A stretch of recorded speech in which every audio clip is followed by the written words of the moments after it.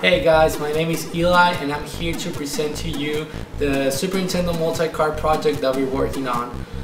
The game consists of 4 different mini games or overall full games that are made by 3 different developers. The story behind the Multicart in the project is that in 2011 I grown an interest about Super Nintendo indie development, and I didn't have none at all knowledge in programming and development for the console, so I started trying to reach people that knew and had done that before. So I found a few guys that had done games in the past and they were willing to work with me and develop new games for an old console. A couple of them there already had done games before, and one of them it was working in 2 different games. The very first game that I want to speak about is Enrap Daisakusen. It's a fighting game that features all free-for-all fighting for 2 to 8 players. So it's the first video game for the Super Nintendo that features more than 2 to 3 players at the same time. You need to use your multi-tap or 2 multi-taps connected to the Super Nintendo in order to play 8 players. The next game is called Skip and Friends: An Unexpected Journey. The game was developed for the PDRoms.com Homerun Indie Development Competition and won first place. Unfortunately, the game wasn't able to be played on the console, and it was only playable on the emulators on your computer. The game is about 3 different characters that need to escape from a prison, and they have each of them they have different skills, and you need to use those skills to help them out the prison, a la Lost Vikings, very similar to that game. The next game is called Wall: The Quest for Money. The game was developed in 2010 for the C64. It's an older console than the Super Nintendo, and with more limitations, but it was ported for the Super Nintendo in 2012.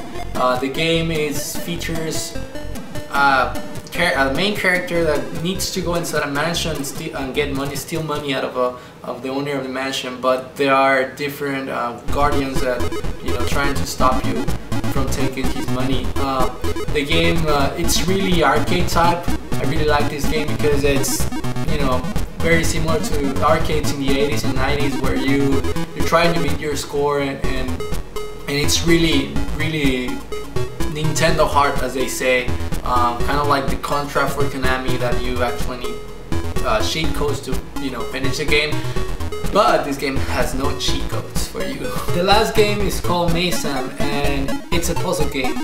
The main goal of the game is to help the main character pass through from one side to another of a stage.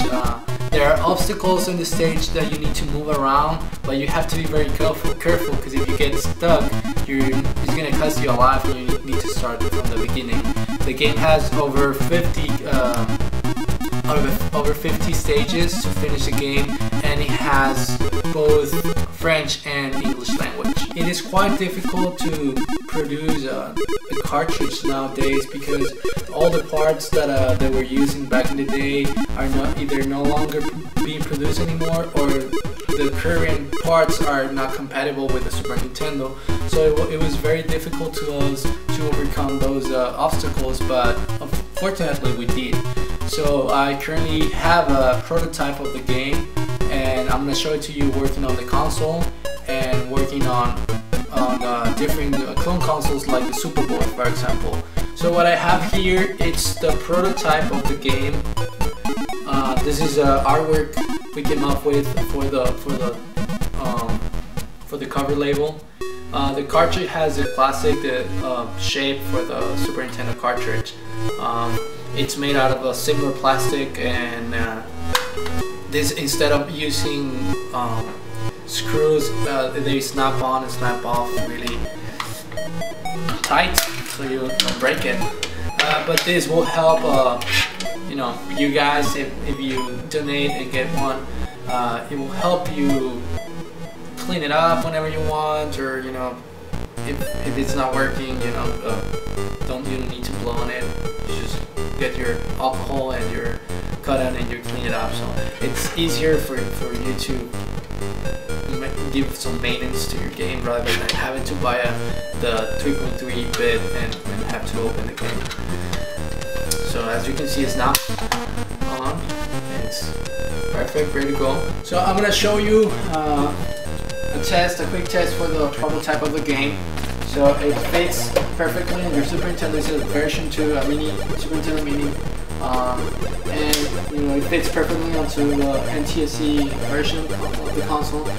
So it's quite difficult to combine 4 different games into one cartridge because you had either done the game, all the games together from scratch, or have to do some mapping on the actual hardware. So I know I've gotten a couple of comments out of the menu, and they told me it's a loveless menu, but it was the only way to overcome the difficulty of combining 4 different games from 3 different developers done in 4 different compliers, 4 different computers, and 4 different everything. The game will let you choose from 4 different games at the beginning, and whenever you choose, you press A and it will start. For example, this is World the Quest for Money, and as you can see the credits, and the game starts, and you need to be player 1 actually for this to work. Not, it won't work. And then you kill Sanjeev, and then you start playing. So as you can see, you can play the video game.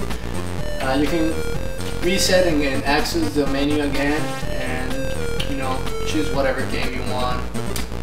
This is MRAP Dissect-to-Sand, and basically it's very straightforward. And as you can see, the game works on the handheld Super Nintendo clone console, the Super Boy. You can see the menu there, and you can choose whatever game you want. Actually, it's running out of battery, but it plays all the games perfect. So now, guys, I'm going to be explaining the different rewards that are going to be available for this Kickstarter. The very first one is going to be $1, and if you donate $1, you'll be featured on the thank you page on the official project website. Besides that, you'll be entered into a draw for 1 completing box game. The next reward is going to be $5. If you donate $5, you'll be featured on the thank you page, and you'll be able to win 1 out of 5 different completing box games given out for this list, for this reward only. The next reward is going to be for $10, and you'll receive the official poster for the game. It's going to be about this similar size. This poster is for Spyro for the Super Nintendo. It's going to be about this side, and it's going to be a better design than this one. But it's going to be this type of poster. And you're going to be featured on the thank you page. The next reward is $25, and you'll receive the official shirt for the video game. I'm still debating which design it's going to be, but I believe that I'm going to be using the official label design for that shirt. The next reward is going to be the actual copy of the game. 1 copy and a universal game case. These cases are plastic shells that you can store your games in. It snaps in together, and you can have the cover of the page. You will have the cover of the game on that. This reward. It's going to be for $40. And the next reward is going to be for $50, and it's going to be what the $40 reward has, which is the game and the clamshell, plus the official game manual, instruction booklet too, that's how they call it, and the official poster. Now, the next reward is where things get interesting. We're gonna have this reward with a cardboard box similar to this one that I have for Tetris 2 for the Super Nintendo. It's gonna be a cardboard box with a cardboard insert and the game, the Multicart game in there with the official manual and the poster, and it will be for $60. Now for the next reward, it's gonna be a really special one because we're gonna be giving out a clone console with the cartridge in a combo. The console will have 4 different cartridge slots, and it will have a HD output, so you now could be playing the Multicart in an HD TVs with HD resolution. The game will have wireless controllers, and similar to the Superboy, where it has the original controller slots for you to connect your original controllers. This reward is going to be for $100. Now guys, remember back in the day whenever you bought your Super Nintendo games, and you will open the box,